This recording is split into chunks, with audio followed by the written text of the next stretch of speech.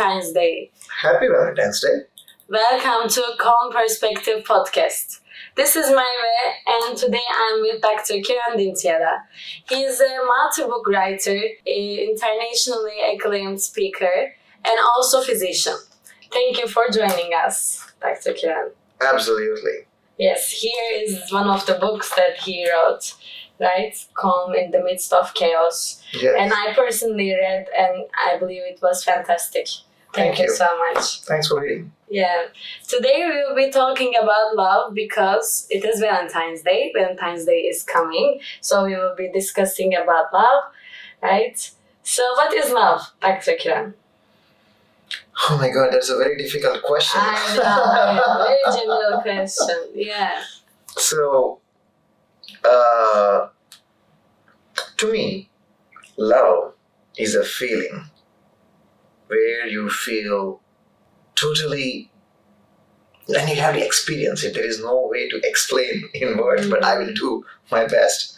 Love is a feeling where you totally feel like the person, whoever you are in love with, makes you complete, makes you feel so good that your heart almost skips a beat. Yes. That is what I feel, when but there is one aspect which is the feeling of love, Yes. which initiates the love relationship between different people. The second aspect also, which is often ignored, is how you sustain Yes. that love.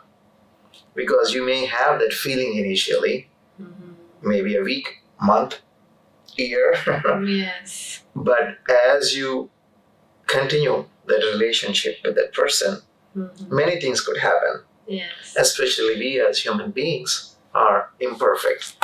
We make mistakes. We may do things that either accidentally and sometimes intentionally hurt other people.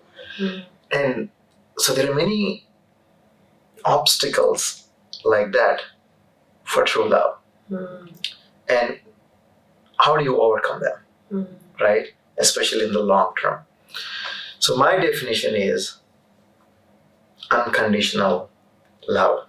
Means no matter what the other person does, you continue to be there for them. Be kind. Be affectionate. Keep loving, It's such a joy when you can give love. Receiving love is one thing, but even to just give love, it's such a joy. And if more people think about it it's more about me giving love. And that is far more powerful than just receiving it all the time. Then automatically, when there is a difficulty in a relationship, it's okay. It's okay. I'm still able to give love. And eventually, the other person sees it. No matter what I am doing or not doing, this person is stable in his or her love towards me. And when you have that kind of love, that changes everything in life. Yeah. Yeah. So what it changes, actually, you said it changes everything in your life. Yeah. Like giving, but the next person is not receiving that love. Yeah. So what you are keep giving that love, but isn't it also is it healthy, you think, if the other person is not receiving it? Yeah, that is a very good question actually, right? If the other person is not ready to receive, it is their problem. Yes. Right? Just because the other person is not ready to receive your love, it doesn't mean that you have to stop loving them. At the same time, you don't have to necessarily push your love onto them. You can love from a distance too, right? Because true love is something that doesn't expect anything from the other person. Means it's unconditional. It doesn't matter what the other person does, right? It's more about you feeling that within. And sometimes you can have silent love too. Yes. Did that answer your question? Yeah, kinda. But is it healthy for that person? Because he or she is only the giver, not the receiver. So, For the person who is giving it? Yeah. It depends on what is the state of mind that person lives in. Who that person is, he or she. Because let us say you love someone, and if the person is not ready to receive, and sometimes it happens, they're not ready for whatever reason, and that is okay. You don't need to build grudges. You don't need to react and blame them or say something bad or anything like that. You say that is all right. It is all right.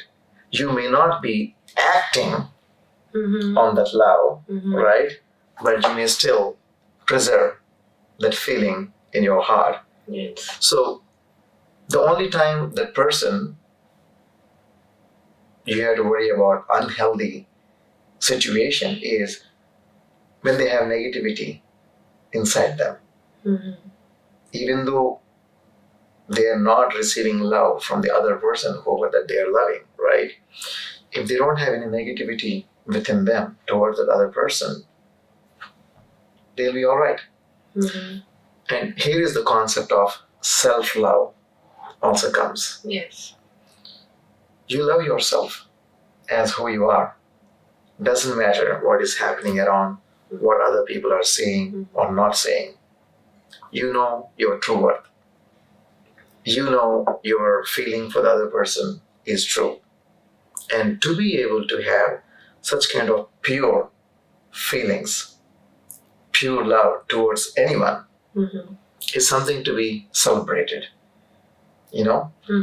Because these days in this world, what we are seeing is love has become transactional.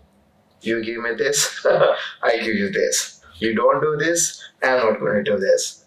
Or you say something to me, I'm going to say something back to you or do something back to you.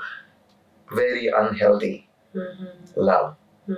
But this kind of love, what I just described, which is unconditional and pure, I think that is where we all need to journey towards. Then automatically,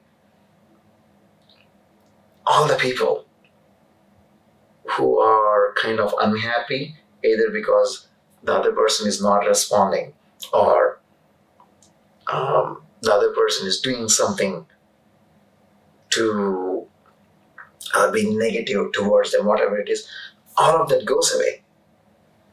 All of that goes away. But there's another important point here. It is hard, very hard, to express and to give that pure unconditional love. Because only when you can be truly happy from within, you'll be able to extend the pure unconditional love. If you are not happy within, you don't know how to handle your own self, your own emotions, then you'll be lost. And that is what is happening right now.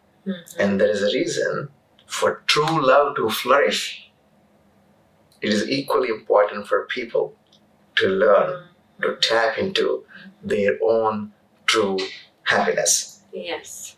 This is especially important in long-term relationships. Most long-term relationships, even though they start out with the feelings of love, affection, kindness, want to help each other, no one gets into a relationship thinking like, I'm going to fight that person. Right? Yes. They get into that relationship because they want to have a good time. They want to help each other, be kind to each other. But whatever in this life, things happen, and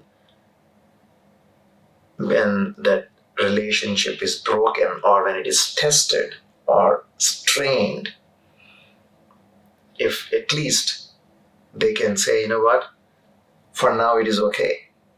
My true happiness is within me. So really doesn't matter what the other person is doing. I'm still going to be nice to them. I'm not going to do anything bad. When people can do that in a relationship, then eventually they'll come back together and be all right. Very good, important for long-term relationships especially. Yeah. So how people fall in love, do you think? Like people, they all have these concepts in their minds. They say like, this is like, they say this is my type. I fall in love with honest people or this people, blah blah. How we put these concepts in our minds? Is it encoded to our brains when we are growing up? Or is it something that we saw on social media exposed in external factors, Yeah. How this happens? Yeah. So how does love happen? How people choose what they are going to love to? Okay, got it. Well, that's a $1 million question, maybe $1 trillion question, isn't it? Yeah, Yeah, when love comes, there is no stopping. You have no control over it. You have no power over it. It just happens. It just happens. You just know it. You just feel it. You just keep thinking about it. That I think, is something beyond words. That is something beyond explanations. And again, only the person who feels it, they know it. So, what is the difference, you think, between healthy and unhealthy relationship? How can a person can differentiate these two things? Like, how can they say they have an unhealthy relationship? What are what are your observations? Yeah. So the difference between healthy and unhealthy relationships. Let us start with unhealthy first. Okay. Anything, if you feel like you're not happy, and there could be many reasons why you are not happy, it could be your own thing actually. Being not happy. The other person could be doing everything to make you happy. But if you are a miserable person or unhappy person to begin with, because of your own habits or own weaknesses, you can't just blame the other person if he is responsible or she is responsible for your unhappiness. That is the first thing that you need to be aware of. But if you believe that that person is purposefully hurting you, that is a big red flag. Purposefully hurting you. Or if the person is deceitful, means treacherous, means supposed to be in a relationship. You should be able to trust the other person, be loyal, be good to each other, help each other. But in front of you, he or she is kind of, yay, hi, good. And behind you, doing something else. That is another red flag. In fact, the worst thing in any relationships is like treachery, deceitfulness, backstabbing, whatever you want to call it. Gaslighting. Yeah. Yeah. So that's the worst thing in any relationship. So that is another red flag. Other sign of unhealthy relationship is you're not able to really understand each other. Because without proper understanding, relationships perish. If the other person is not willing to listen to you, understand you, then eventually, even though initially you may be like, okay, that's okay, but eventually you will find huge communication gap because you're not able to transfer your thoughts from one person to another person and reflect back, and have a good conversation. So there is another big problem. These are some of the basic things that people need to know, because a lot of times these days relationships are simply based on physical attraction. Oh yeah, this guy or that girl looks good, and I want to hang out, and after some time they get married. But they don't realize that all these different things are going to affect them, and so they end up in an unhealthy relationship. So you want to be able to speak soul to soul. That is probably one of the most important thing in relationships. Truly, what is a relationship? Especially in the context of wife and husband or girlfriend or boyfriend, if you want to talk about love relationships, right? The purpose of a relationship, a love relationship, is that you make each other complete. Make each other complete. We are not perfect, but if the other person is able to mold to you, they may not like going and seeing, for example, watching a football game, but you like to watch football. And when the other person comes with you to watch football, he's making that little sacrifice. You know what? I want to do what you like because I like you. Not football, because I like your presence. That shows that person really likes you. I don't want to do my own thing, you do your own thing. That is not going to last for long. It may last for a little bit, but without that mutual sacrifice, without that mutual loving, each other, no matter what is going on around, is not going to last. So you need to look for something like that, And then I said, being able to converse soul to soul means having that affinity. I want to talk to this person. I want to know more about this person. I feel like if you have certain knowledge, I would like to share with this person, and I want that person to understand it. Not only understand it because, got it. Yeah, no, not like that. But truly understand it and resonate. And being able to, again, communicate back to you. You can go on for hours chatting about things, That is very important because that is, again, going to keep your relationship healthy because you're kind of on the same page on different levels, That is another very important thing. The third important thing for a healthy relationship is forgiveness. Because no matter who you are and how understanding you are, how loving you are, and how good rapport that you have with the other person, mistakes happen. Because we are imperfect. We make mistakes. You might make mistake, right? To be able to forgive, it is okay.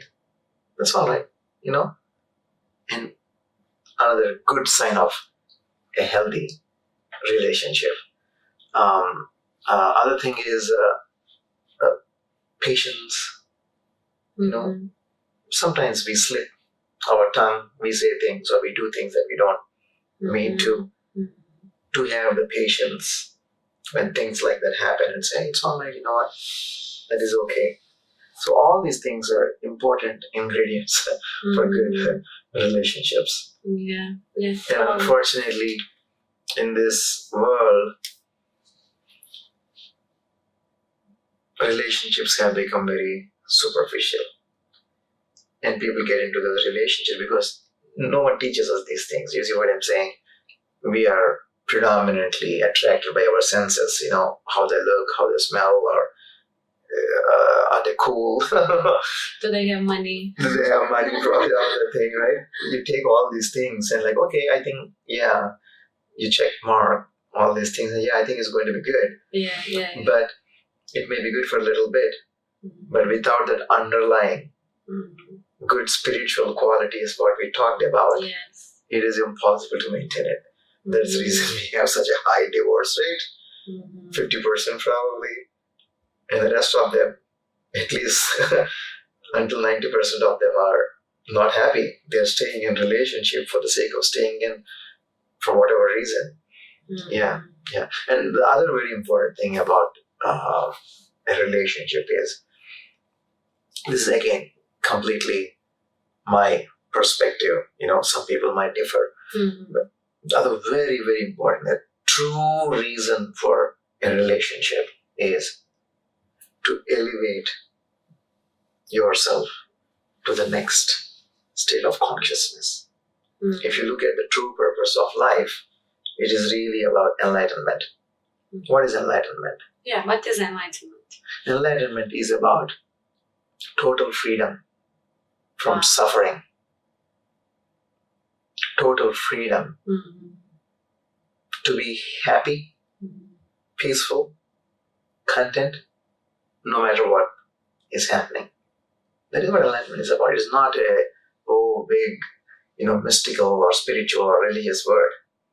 It is simply about being happy, peaceful, content all the time.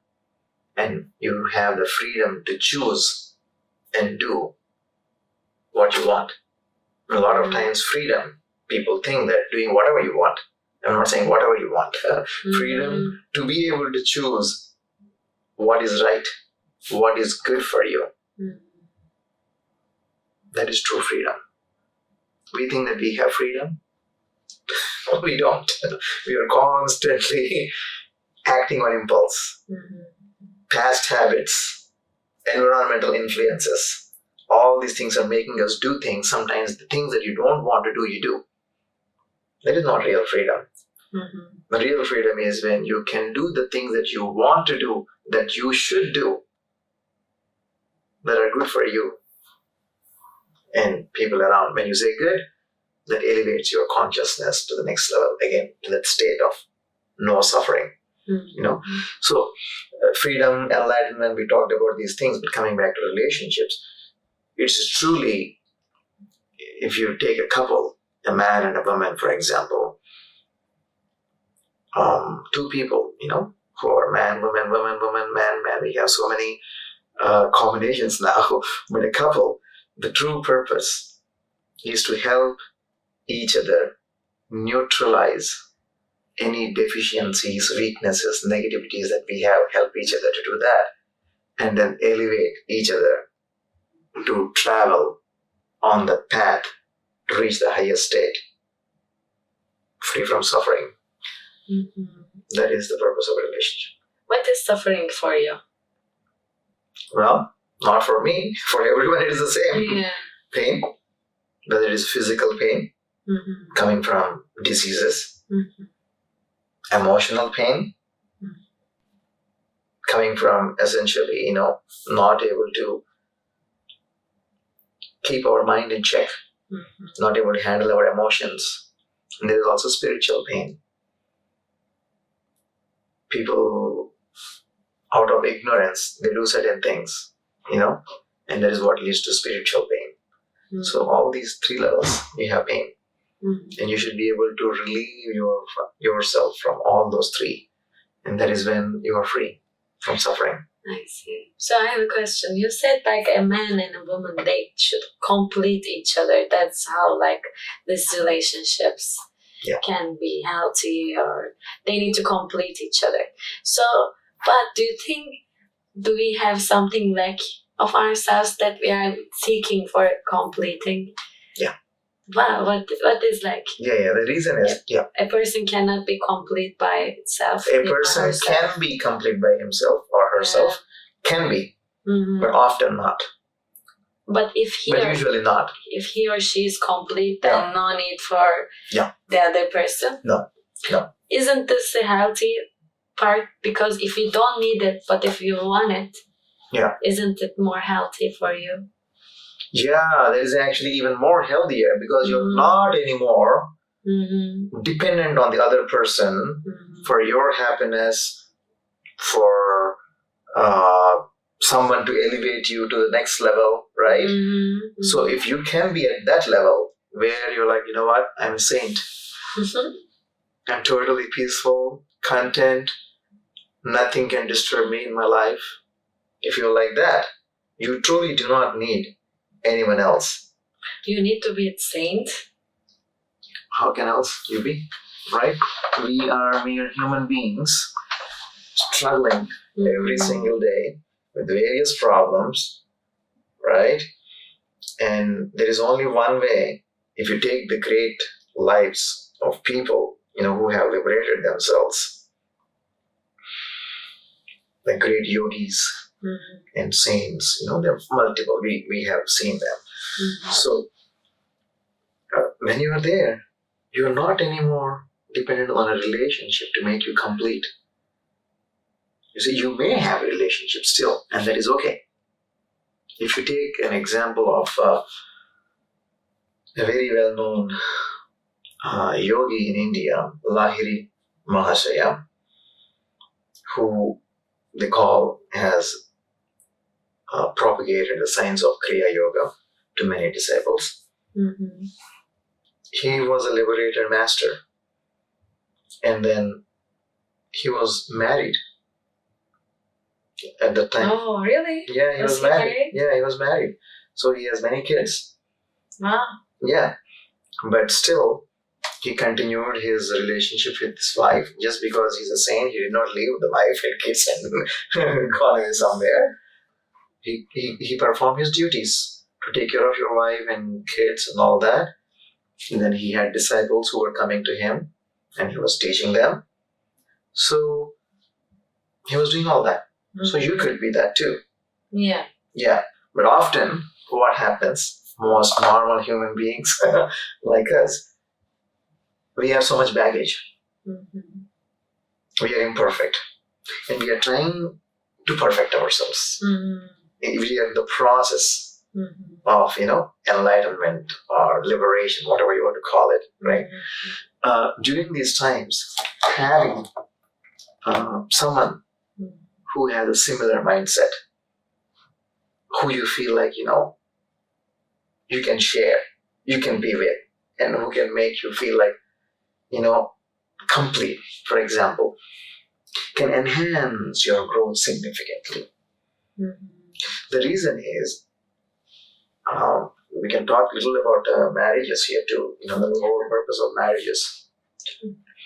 The reason is, when you are not married, or when you don't have a stable relationship, for whatever reason, right? People have all these impulses, for example, sexual impulses, emotional impulses, and they make them feel like I want it. And it's hormonal, essentially, right? Now you're going around everywhere. So your energy is scattered. It's not so much about having lots of sex is a bad thing or a good thing, anything like that. But when you are too much focused on it, you're going everywhere looking for it. You're essentially scattering your energies to something different, and you're losing the main purpose in your life, you see. But when you have that person that you can totally trust, that you can totally be with, that you are totally satisfied, happy, and mental, physical, spiritual levels, it greatly enhances your growth, because now you have so much focus, concentration, take all your energy onto the path that you really want to put into. You're not anymore scattered. You see, I believe that is one of the most important things why marriages exist. So, if that person is there for you when you are in the emotional low, when something happened, these kind of qualities are very, very important. The emotional stability, mentally being there for you, and supporting your career, you as a person in general. So these kinds of qualities you cannot see in social media. You got to meet the person, know them, and find for yourself. Yeah. Please fix me if I'm wrong. I believe it was Carl Jung. He said, a man, a woman, to be in love, a woman's masculine side and a man's feminine side needs to match, so that love happens. Yeah. So, do you agree with this theory? Do you think, does this making sense for you? For me, it makes lots of sense. Explain a bit more. What makes sense to you? Why it makes sense? Why it makes sense for me? Because each of us has estrogen and also testosterone, which is woman and man hormones. Yeah. So we carry these energies with us, masculine and feminine. Like I believe more logical side of us is masculine energy, which has more emotional side of us is feminine energy. Right. So, but since we all human beings carry these energies, if my masculine energy, my logical side, also falls in love with his emotional side, Yeah. I believe it will be like a great match. Yeah. Right. Yes, it Yeah. will be like a great match. Yeah. Yeah. What do you think about this? Oh yeah, that's a very good point actually. Mm-hmm. I see what you're saying. Mm-hmm. So you're, in general, if you talk about, there is masculine energy and there is feminine energy. Yes. And opposites attract, the masculine and feminine. Mm-hmm. But it is also true that there is a feminine side to a man and there is a masculine side to a woman. Mm-hmm. You know, how much extent that is to depends on each person. Mm-hmm. And a man, from a masculine point of view, is someone who is stable in mindset, more logical, Mm-hmm. more confident. Mm-hmm. So these are some of the qualities, you know, typically, and more protective. Protective. You know, these are some of the qualities. Like, I am there for you, no matter Yes. what. And then, if that is what all he has, then it could be problematic. Mm-hmm. Because that could be a problem because you're always on the masculine side. Mm-hmm. There is a feminine side also every man has to demonstrate. Means being tender, loving, emotion, showing the emotion, Mm-hmm. you know, more the feminine side, so that the masculine side in the woman can also be satisfied. You see what I'm saying? And the same thing with the woman too. A lot of times there is this feminine energy which is more flowy, more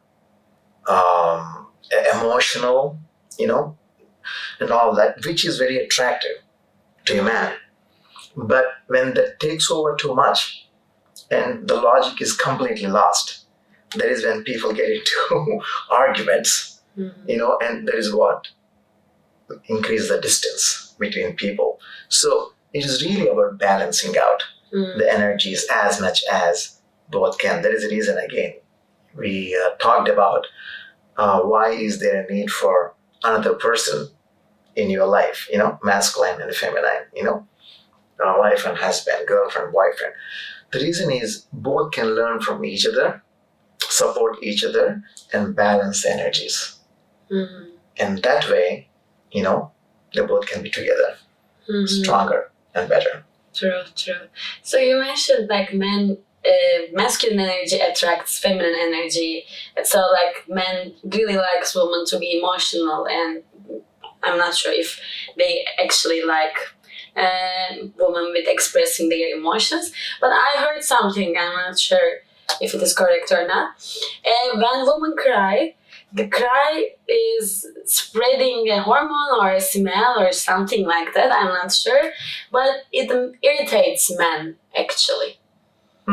It irritates men. Do you have any idea about this? I haven't heard that it irritates men. I don't know. I'm not a love scientist here. Right. But what I do know is when you do cry, it can affect the other person. And actually, a scientific study was published in 2011 or so that women's tears can affect men. It reduces their aggression, their testosterone levels, and so sexual arousal. So there are some studies that show that women's tears can affect men. How? What? I couldn't get it. Like, in which way it affects men? I believe that women's tears can make men more emotional. Mm-hmm. Like, I'll just take my own example. For example, if I'm seeing my partner crying it definitely affects me, my emotion, you know. And you try to console, you try to be more kinder, you know. For me, it feels like when a woman is sad or crying and is seeking support, help, or wanting someone to be there for me, that makes sense to me that man can get affected and want to be that person for the woman. I believe that is how it should be. And the same thing for men too. If that man, let us say, is down, not feeling good, a lot of men would like to just put their head in a woman's lap and, cry or just feel like, be belonged. It goes both ways. Yeah. I see. Yeah. So what's women like then? We talk about men likes and get affected from women's tears, and maybe it also, you said, and like trigger their emotions as well. Like, because we are human, we are making empathy. Yeah. At the end of the day, right? So it doesn't matter if a man or a woman cries. I would feel bad if someone cries in front of me too. I would get emotional too. So I'm not sure if this is about the genders or if it's about in general. I'm not sure about it. But do you have any observations what women got affected from a man? There is a saying that don't trust a crying man or a man who sheds tears too much. I don't know, how scientific it is or not. But typically men as a race, we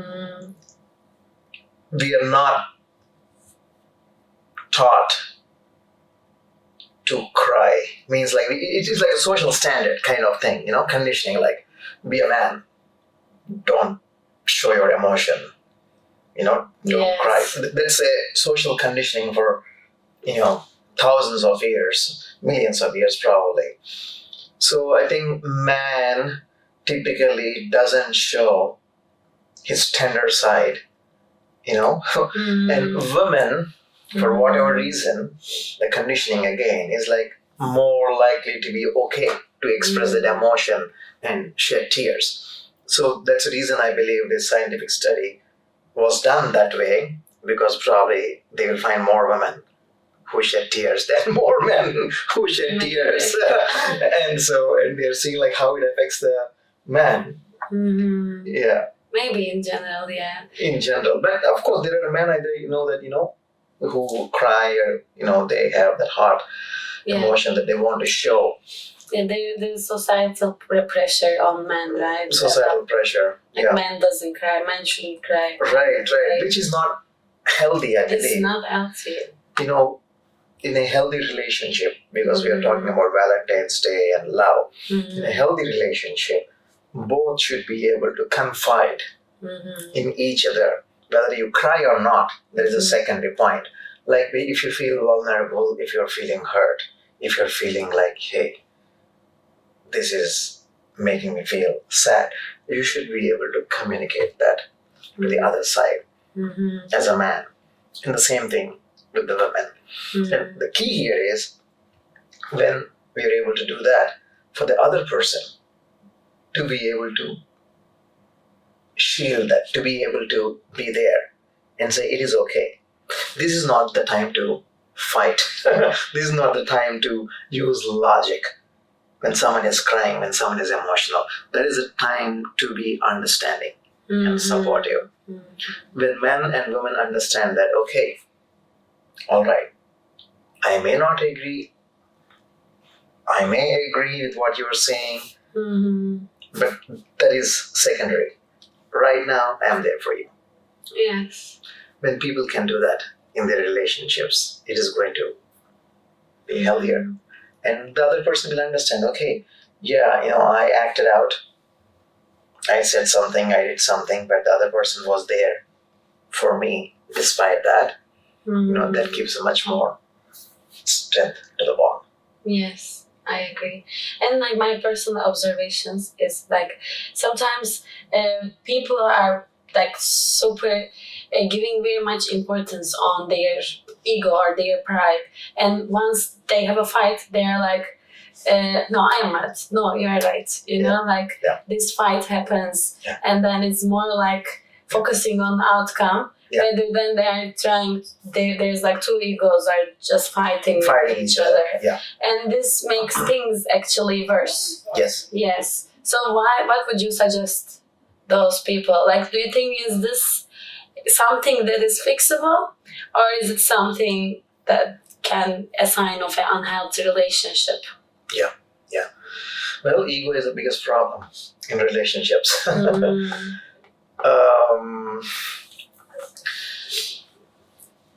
you repeat the question one more time? This is a big question, so I just want to one more time. Yeah. It's like sometimes in the relationships, people's egos are so dominant. Yeah. So it becomes a fight of I am right, no, I am right, I am right. Like they are looking for who is right.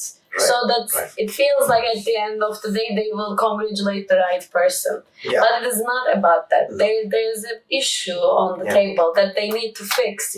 Otherwise both of them will be unhappy in their relationship. So what would you suggest those people? How do you put your ego beside how do you approach the situation? How would you approach the situation? And do you think, is this a sign that these two people are not meant to be? Yeah. We as human beings, all of us, have our own egos. So we need to acknowledge that fact first. Because no matter how good the other person is, or this person is, there will be times the ego comes into play. And impulsively, people may say things, do things that leads to that conflict. That happens. Now, how often that happens is what we need to look into that. If it is happening every single day, these two egos are fighting for who is right, who is wrong, that is definitely a sign of unhealthy relationship. If it happens once in a while, maybe once a month or, once a few weeks, that is okay. You say, okay, all right, it's happening. I understand it. And you keep your space, and let us review the situation. The most important thing is that after that event happened, whether the person is willing to both, willing to reflect, okay, you know what? I shouldn't have done that. I'm very sorry. And I'll try to get better. When that person has that insight and be able to communicate that insight and be loving and kind, that is what heals a relationship. But it's like, oh, what the heck? I'm not going to say anything. Not my mistake.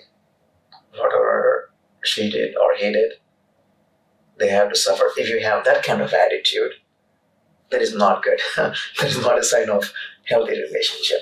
And it is very important to talk about and dive deeper into this topic of egos. Because when you are stressed out, when you are restless in your mind, your ego comes to the forefront. When your mind is calm and relaxed, your ego takes a backseat. That's the reason I say, keep stress away. Keep your mind peaceful. And so you'll be a better person. Your ego will take a backseat. More compassion, love, kindness, these things come. Once in a while the ego will try to penetrate all that and come. But again it will go back. If you learn how to keep your mind calm. So for all lovers, for all people in relationships, or even not in relationships, it is important to calm your mind and dissolve your ego. And the more you practice at it, the better you become. So true.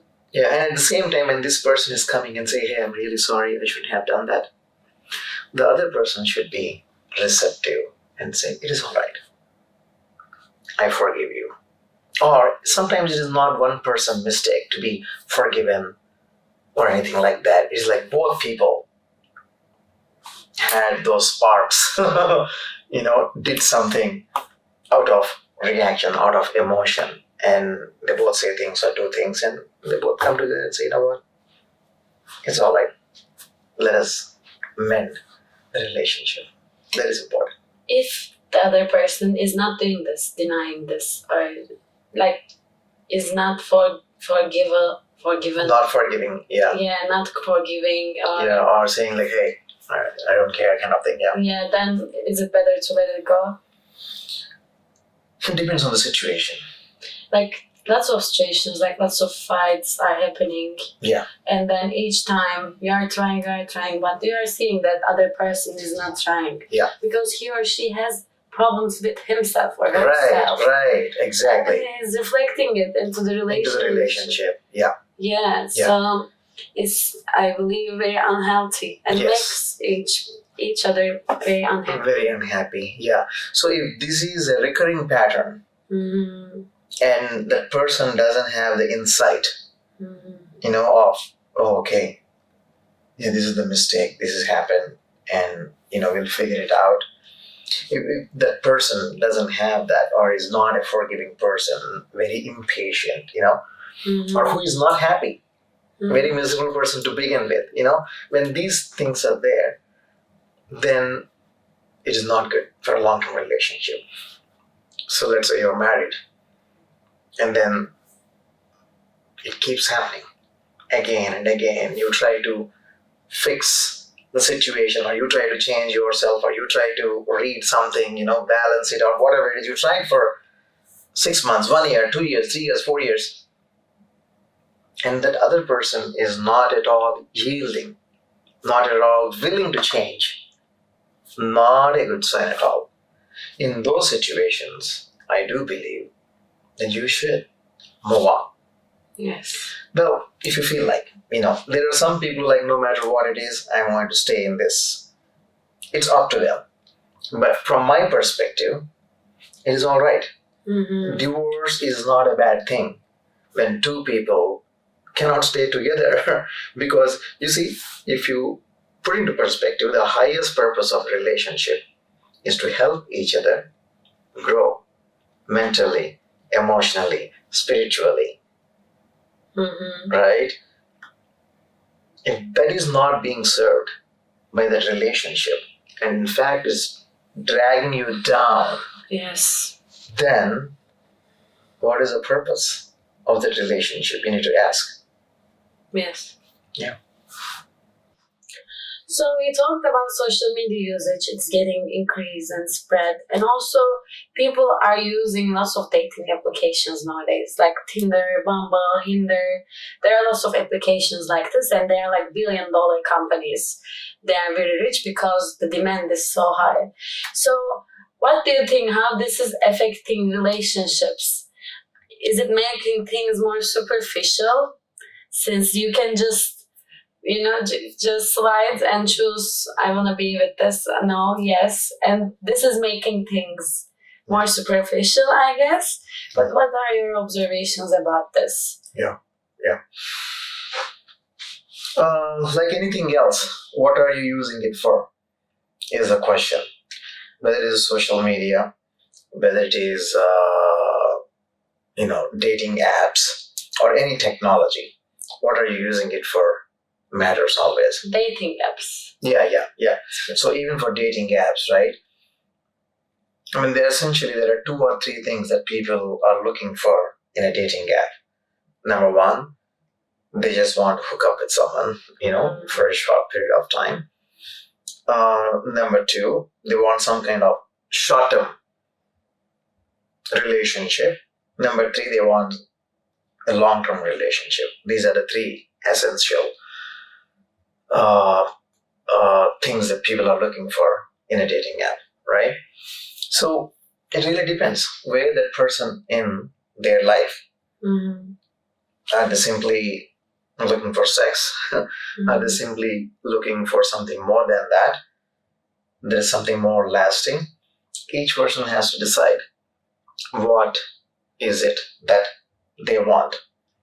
But if you, in general, look at this whole concept of dating, relationships, love, sex, the purpose of dating essentially is to see, try to talk to, different people, get to know them.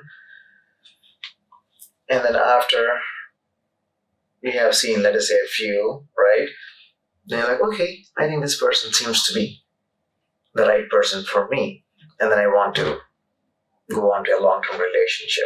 Typically, that is the idea behind dating, the way it was designed. Now, I don't know what is right answer, wrong answer here. People are simply now using dating apps more for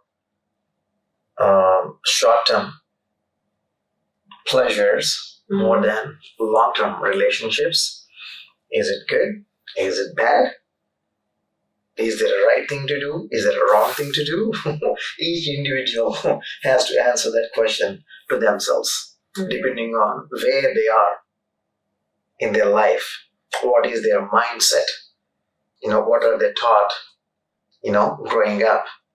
So, what do you think? What is your perspective? I believe about this, it is making sex more unvaluable. It's making it is more unvaluable. It is it's become so easy, and it is not as respected as before, as the other generations respected it. Yeah. And now things are getting more superficial. Yeah. It is privacy, but now it is, you can see on internet, sexual contents, everything. And this is making people, and women and men relationships, it is affecting negatively, I believe.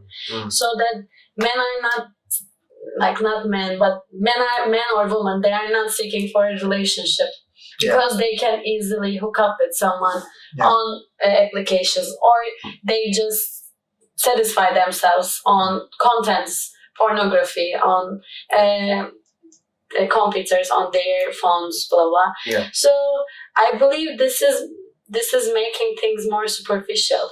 Yeah. Yeah. So that people are not giving as importance as the privacy, genuine relationships. They are not giving importance. Yeah. So do you think that it was going to lead to negativity in people and in relationships? People are getting strayed away from having good, meaningful relationships. Yes. Because, I can have sex quickly, or I can just watch porn and satisfy myself. So that is preventing people from having good, enriching, meaningful relationships in the long term. Yes, right? Totally. So, go ahead. Yeah. Because there are lots of benefits of a genuine relationship. Yeah. But once people are getting this pleasure easily, they don't seek for a relationship anymore. Yeah. And there are also this pornography and this hookups too. There are, especially pornography, it is how can I explain? It is affecting us in a really bad way in our sexual life too. How can I explain? In what way? In how can I say? There are lots of scientific research about this. Yeah. Watching porn is actually very harmful for people, for their life, because it is affecting our brain. Yeah. And as humans, we have two instincts. One of them is fight, one of them is sex. Yeah. Right? It's animal instincts. Yeah. And why we are learning it with in a video that people are doing it, it's like, and then you are following the paths that they are following. Oh, they are doing this, so I need to do this, blah blah. So this is actually very harmful for building more sincere, more genuine relationships. And having more pleasure while doing sexual actions. Yeah. Makes sense. A lot of sense. Let me share my perspective and elaborate on some of the things that you said. It is very much, again, important in this generation for the people, for people to learn about how to put everything in balance, how not to fall for porn addiction, for example, right? This is what it is.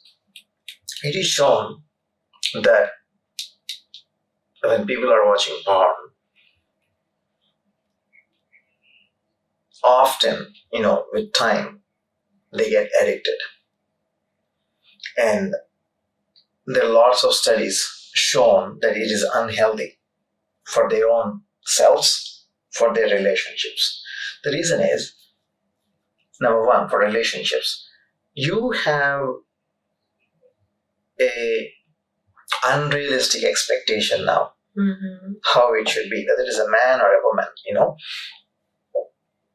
You have an unrealistic expectation from your partner to be like this, to be like that, to do this, to do that. You see what I'm saying?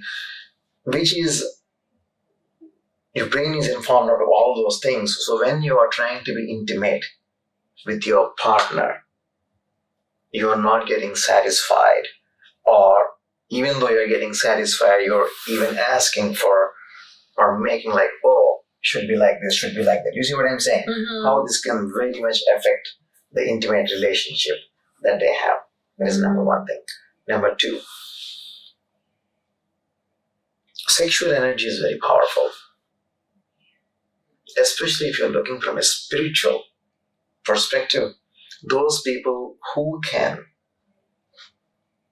restrain themselves from not scattering their sexual energy, it helps them move up their kundalini, what we call, the coiled serpent-like energy at the base of your spine, to awaken and go use that energy to take you to higher levels of consciousness through the chakras, So when someone is constantly dissipating their sexual energy, whether it is by watching porn or whether it is by having hookups constantly, they're essentially going down the hill. If he's going to get into an accident, he's going to get into an accident sooner or later in whatever form. Whether it is their health is going to be affected, whether their spirituality is going to be affected, whether their mental peace, because if you're doing all those things, you're never satisfied. And you can never satisfy sexual cravings forever just by having sex. A meaningful, deep, enriching relationship. And then when you also add sex to it, it is far more superior. The pleasure, the satisfaction, all that what you get. And people are forgetting this. And all these dating apps or porn apps, they spend billions of dollars to condition people's minds. They know exactly what to say, what to do, the algorithms and this and that to constantly pull you into that. And so you're a mere human being and you don't know anything better when you're 20, for example, and you fall for these kinds of things. Especially this generation is having more trouble than previous generations, because in the previous generations the access was very less. You had to really work hard to be able to do that. Now it is available the moment you wake up in the morning, and because it's so available, it has become so superficial. It is scattering people's lives. Yes. Right? So again, coming back to what is the true purpose of a relationship? What is going to give me true happiness in life? if this question is not answered, all those things are going to eat you up. If this doesn't become a priority, you'll be pulled in 1,000 different directions. So what is the purpose of life? And this has to be taught right from kindergarten. What's the purpose of life? How to live in this world? What are the temptations that are going to lure you constantly? And what kind of tools do you have to stay away from those temptations, to shield yourself from those temptations? This has to be taught. Yes.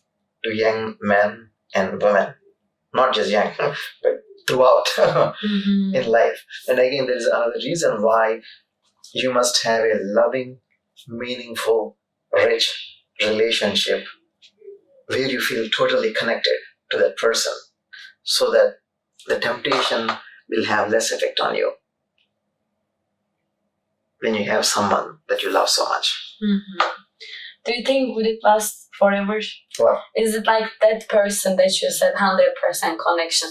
It means like the soulmate kind of a thing.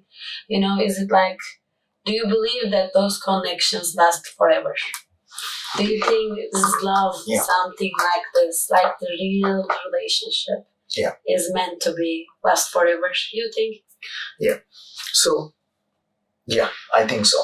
Those are meant to last forever. However, in life, things happen, and depends on various. It depends on various factors. For example, you love someone very much, and then after a period of time, sometimes you see people, their personalities change after some time. For whatever reason, it was there always, but tiny bit. But whatever that happened in life, it gets magnified. The negative personality of that person, and it makes it very difficult to have a relationship. There is distance now between these two. You see what I'm saying? Ones who actually came together and had a very good time. So there is one thing that can separate people despite having a very good beginning.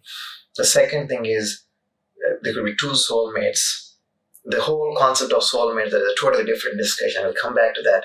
But two soulmates, they feel like very connected. And then one might pass away.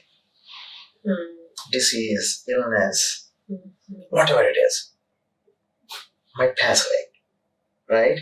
So are there things that can separate even those two who truly love each other? Yes, there are things that can separate. But we never know, right?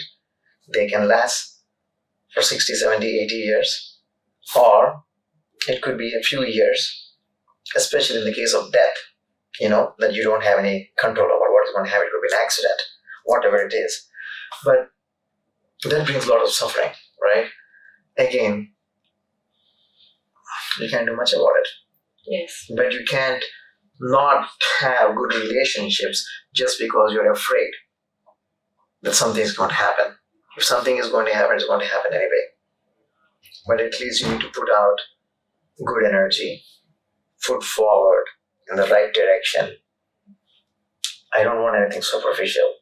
I want something deeper, meaningful, enriching relationship. And when you have that, again, everything changes. So trust is a big issue nowadays. People are not trusting each other, or it is hard to trust. They always, we hear this, people are saying, it's hard to trust. Oh, I was my friends are telling me, oh, Mary, I was dating with this guy and he lied to me, and how am I going to trust people? Trust become a big issue, I guess. I'm hearing this a lot. What do you suggest people, people who are seeking love, but constantly hearing the lies and getting deceived? So keep trusting. No. Trust is the foundation on which relationships have to build, and sometimes trust takes time to build. But if you see someone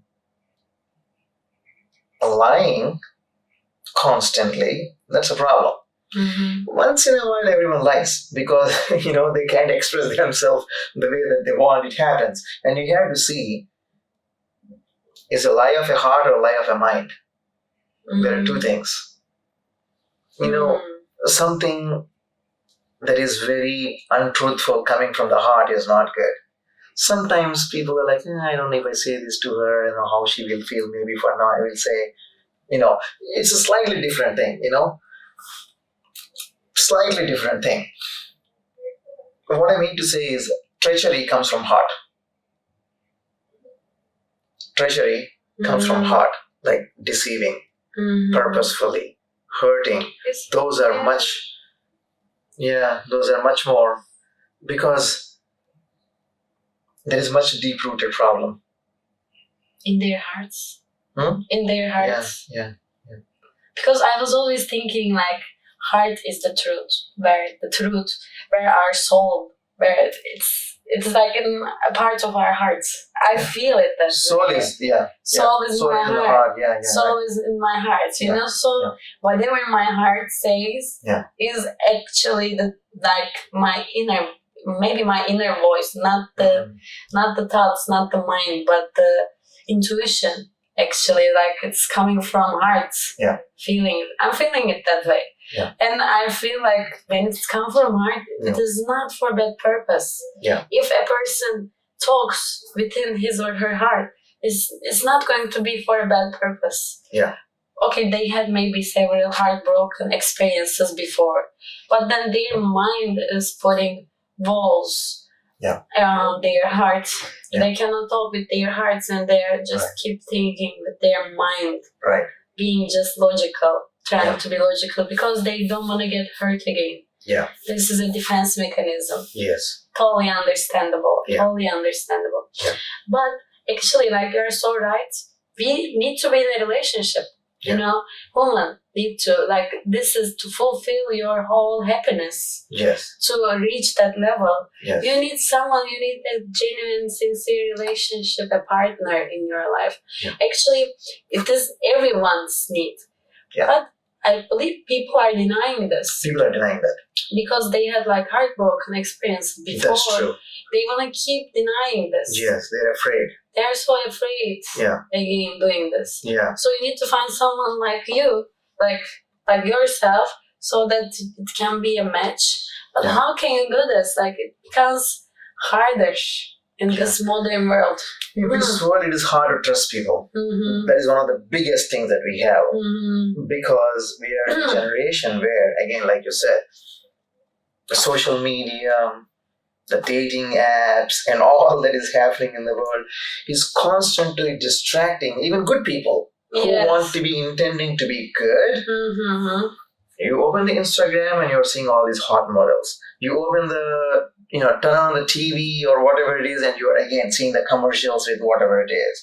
And then you go watch a magazine and you have a guy, with a six-pack, looking like, Mr. Universe, whatever it is. So both men and women are constantly getting pulled just by the superficial looks that is being promoted in the media, social media, magazines. So the distraction is so much stronger now compared to 100 years ago. So true, yeah. Just your wife, your husband, and a few other people around. And then also the strong cultural values that uphold the relationship. And you may be attracted to someone, but you're not necessarily acting on it. There are some cultural and social norms also that prevent you from doing that. And that's the reason I say, for a strong relationship to hold, like a marriage or a long-term relationship to hold, sometimes it is just not two people. The culture, the society, the family, and all these are pillars that support. Some people think they are restraints. Some people think they are limitations. the society and culture. But actually, if you look at it properly, the way it is intended to be, it is more of a support. But the balance is needed. The balance between individual freedom and the societal norms, that balance is needed. And for that, wisdom is needed. And for you to get that wisdom, again, coming back to when your mind is calm, not restless, then your inner wisdom will blossom. You will bring into balance. You will see the situation, what it is, and kind of, make sense of all the things. And that is what is needed for people. And when people are restless, right, and distracted, it is easy for them to get lured into all those temptations. They are bored. I know someone who was like bored and drinking all the time. And asked, why are you drinking? Like, I get bored. And that is why I'm making myself feel, like exciting. Feel like something is going on. So there are people falling for all these wrong temptations, whether it is sex, alcohol, smoking, drugs, just because they don't know how to handle their inner world, inner emotions. And that is a skill that everyone needs to be taught, everyone needs to learn. And as a society, when we do it, we have more meaningful, enriching relationships. So true. If we know our purpose in life, maybe we can be more confident in the voices in our head. Yeah. And also, if I know the purpose of my life, I will love myself more, actually, in a way, because I will know that I have a goal in this life. There's a meaning of my existence in this life. Yes. So that I shouldn't look for just short-term happinesses. Yeah. Like watching porn is a short-term happiness too. Right. Or taking drugs. Yeah. Or smoking, whatever. So this kind of things would be actually maybe just not used anymore, Yeah. People don't attempt to do this anymore. Yeah. If they know the purpose of their real life. Yes. Yeah. So what do you think about purpose of life? What is the purpose of life? Yeah.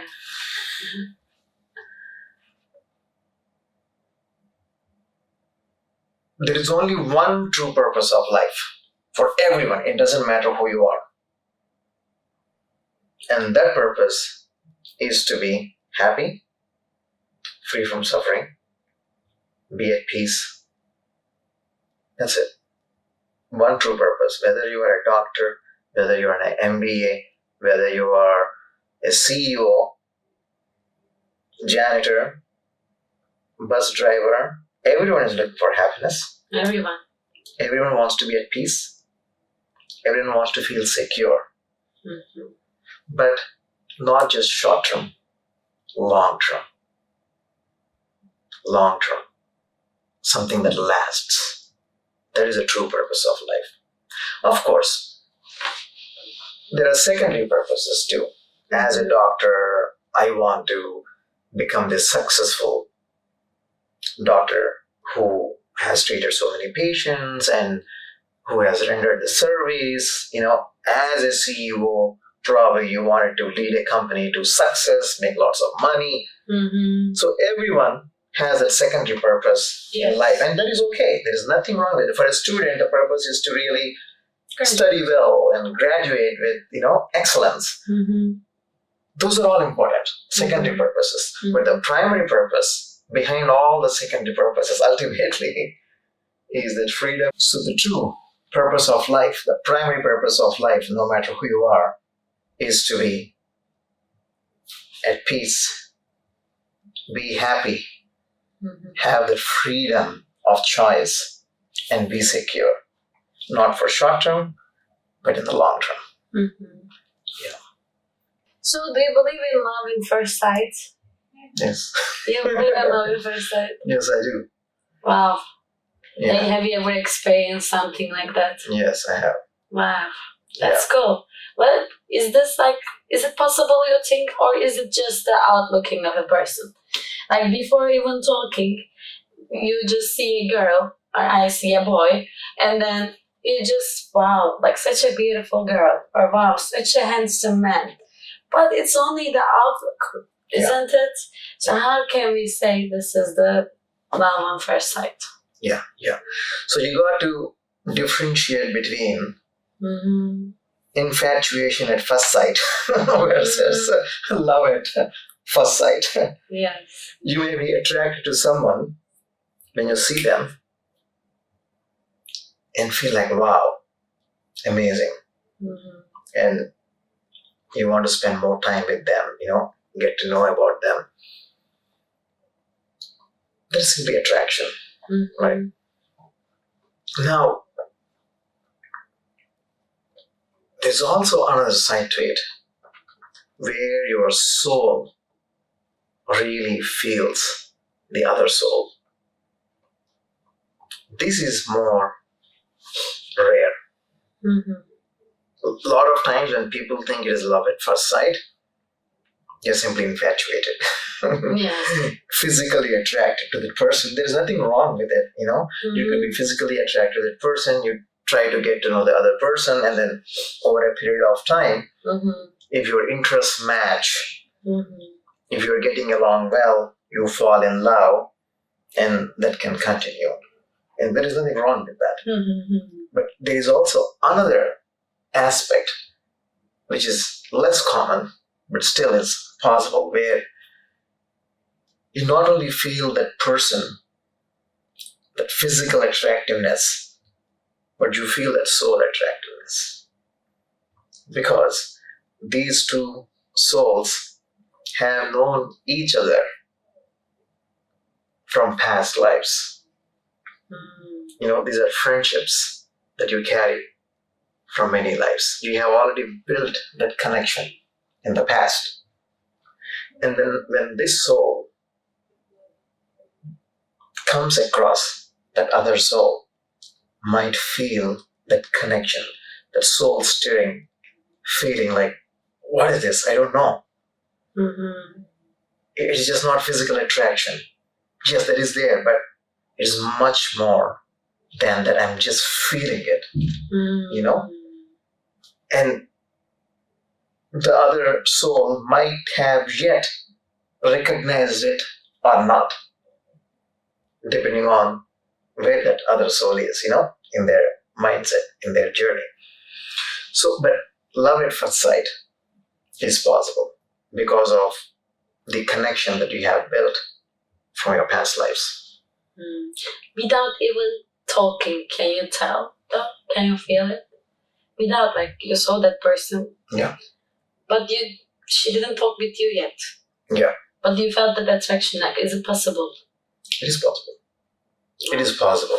But without talking, you won't be able to really confirm because, again, we are not saints. We are not omnipresent, omniscient. We are not gods, to know everything. Yeah. You feel that connection. You feel that affinity. And then when you go and talk to them, when you spend some time with them, you're like, yeah, right. Makes sense. It confirms your feeling. But no matter what, even if it is love at first sight or just attraction at first sight, for that to continue, they both need to nurture that love. Yes. So your loving actions, your kindness, your caring, your trustworthiness, all these things come into play. All these come into play. So yes, there is love at first sight, but also continuing love through your expression, through your action is important. Do you think are the possibilities love?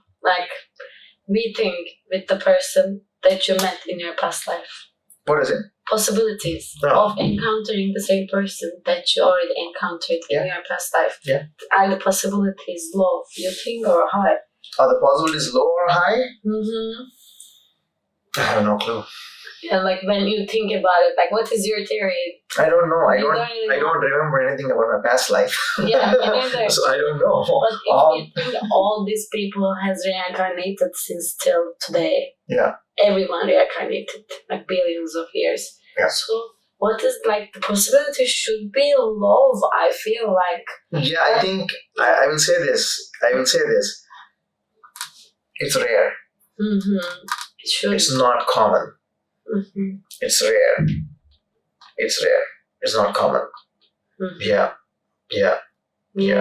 Because you meet so many people every day. Yeah. Man, women, there's you don't always feel that. You may be attracted to, you may have enjoyed their company to some extent and all that, but the affinity, the strong bond that you feel, it is not easy to come. Is it coming from familiarity? Like you are familiar to that soul? Is that like well, if you look at it in one way, yes, you are familiar already from your past lives. So you have already worked out some of the, deeper things between yourselves. Yes. So you feel very much affinity. Like people, they can talk and they can spend lots of time together and they feel like very together. So yes, that familiarity is there. And you can also build that familiarity moving forward with whoever that you are. If there are enough, positive things that they can talk about, you continue to build it. Do you think is it possible to love more than one person? Yes. Depending on, are you talking about love relationships or are you talking about love in general? Like, is it possible to falling in love with two people at the same time? At the same time, yeah. At different points of time, I see that very clearly. It is possible. Yeah. At different points of time. At the same point of time, I'm not 100% sure about it. What do you think? I'm not 100% sure either. Like, I can say yes and I can say no too. Yeah. I'm not really sure about it. Yeah. But I feel like we have lots of love inside of us. Yeah. That we can spread. Yeah. So it makes sense that if you wanna, you can love more than one person. Then it leads to, that leads to, again, yeah, this thing of, having sex with more than one person. But what if you do this, like relationship? Imagine like 3 or 4 people in a relationship. Yeah, like you mean 1 man, 4 women, or 1 woman, 4 men, whatever it is. Yeah, right? they are not doing this casually. They just are in a relationship. They are like doing this because they love each other. Yeah. I believe there are communities around the world that do this, doing this, Yeah. I think keeping that in perspective, I think it is quite possible. But we are very much circumscribed by our community and our social expectations and the emotions that come with it. Like no, I shouldn't be talking to anyone else, even though I feel that with the other person. You see what I'm saying? All that is also partially conditioning, right? Because you said the soul's nature is love. And the soul can love more than one person.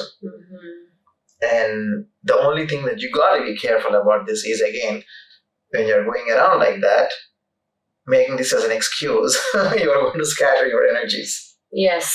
And then that distracts you from your true purpose, your higher purpose, So while it may be possible, you just got to be careful, I think. Yeah, and eventually all these things will create jealousy, possessiveness about the other people, and then can lead to violence. Like even though you may be okay, let us say, but the other person may not be okay. Yeah. And then slowly you will have this conflict. Yeah. Underlying conflict leads to unhappiness and all that. Yeah, people might be doing it in certain communities. But, those will be probably more of an exception than norm, in my opinion. And it's not about right or wrong. You again have to come back to what is the true purpose in life.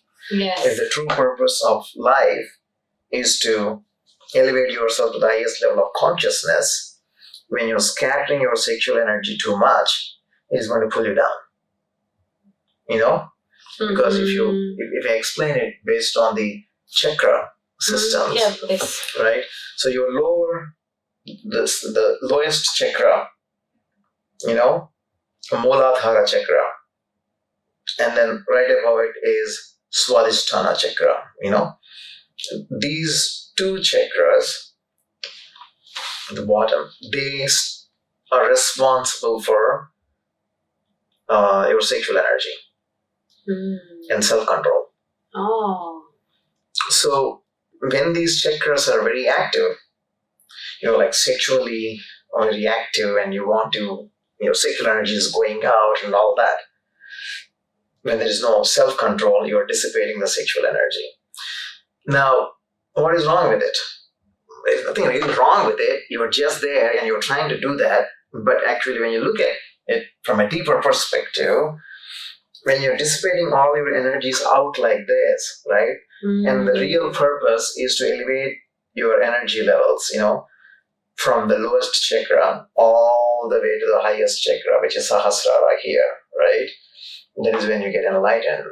That is when the highest state of consciousness, your other dimensions open up. So when you're totally free, secure, happy, peaceful, content, blissful in life. So the dissipating your sexual energy is like a drain. You're meditating in the morning to be at peace. And then you have collected the waters of meditation in a tumbler. And then you go out and dissipating your sexual energy constantly, looking out, whether you're watching porn or whether you're trying to hook up or what you're trying to do, dissipating the sexual energy constantly. Then you're putting a hole in the tumbler. And then all the waters of peaceful meditation are flowing out. Oh, wow. And you're again back down here. Now again, you're trying to lift yourself up. And then again, you go out and scatter your energies. Again, you are down here. And actually, as you keep doing it, you keep going down and down and down. More like animalistic instincts. What animals want to eat, have sex, sleep. Yes, that's it. So you become more like that. So there's a reason it is important, again, having that stable relationship, enriching, loving, kind relationship, where you can share more than simply physical presence. Physical attractiveness is tiny part. Emotional attractiveness, mental attractiveness, spiritual attractiveness, being on the same page are many things. And when you have that, the physical aspect is still important, but becomes one aspect.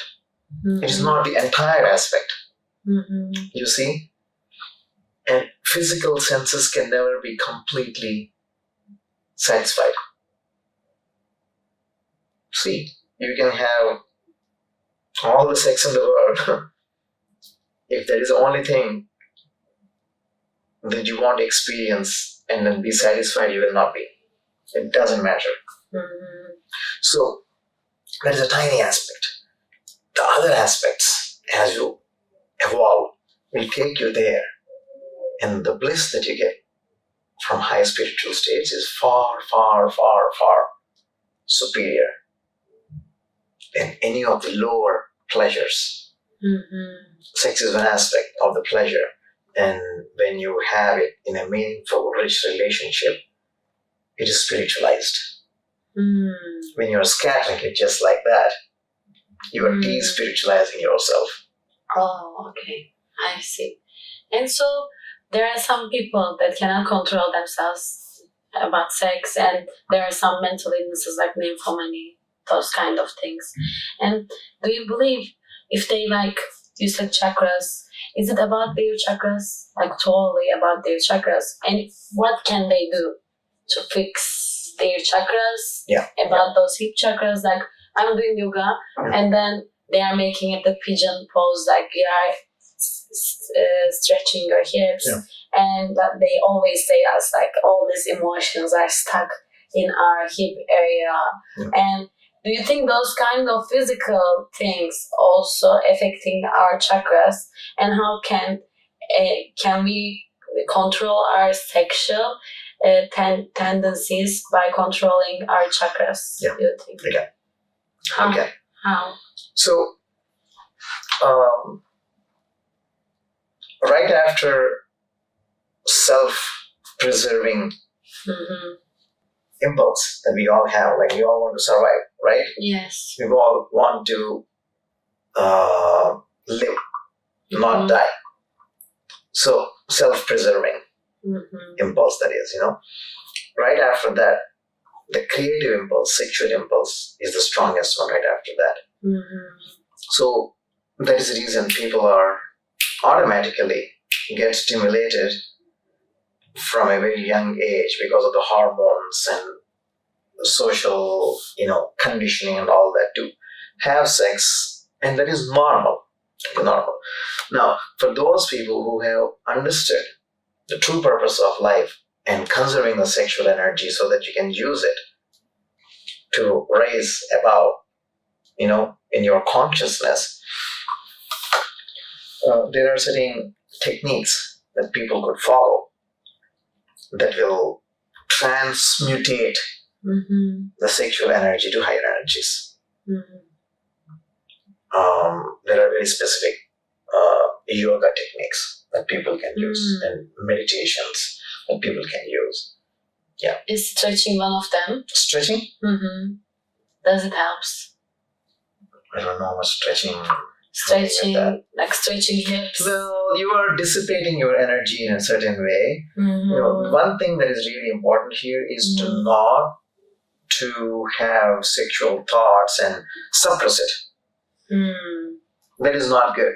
I'm not talking about suppression. Yes. It is about channelizing into the right direction, right way. And all of us, have gone through this phase at some point of time, as a human being, But as you learn more and more, I think this is a better way. You are making choices now, wise choices. Yes, that impulse is still there, but this is a better way.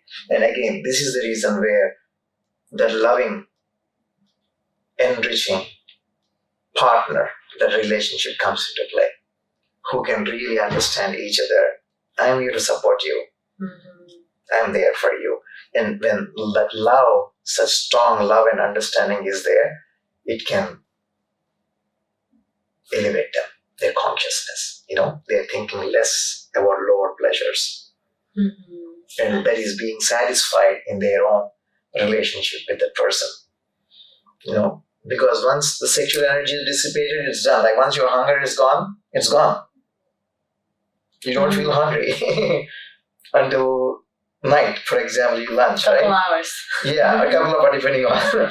So the same way, once the energy is satisfied, you're like, okay, I'm good now. So now, this practice, with the partner being together and having an intimacy with their partner and both feeling happy, truly loving relationship, and also both practicing, let's say, yoga or something, spirituality together, and both are able to have meaningful conversations. You see, these are all different components that are needed for a successful long-term marriage, because either one or more of these are obstructed or not properly aligned. That is what leads to breakup in relationships, poor relationships, misunderstandings, and many other problems. Physical, mental, spiritual alignment is the key for long-lasting, loving relationship. Thank you so much for enlightening us with your own experiences and observations. Thank you. And thank you everyone for listening us. And happy Valentine's Day again. See you next time. Happy Valentine's Day again, and thanks so much for the great questions and great contributions that you have made. Thank you. You're welcome. Thank you, everyone. See you.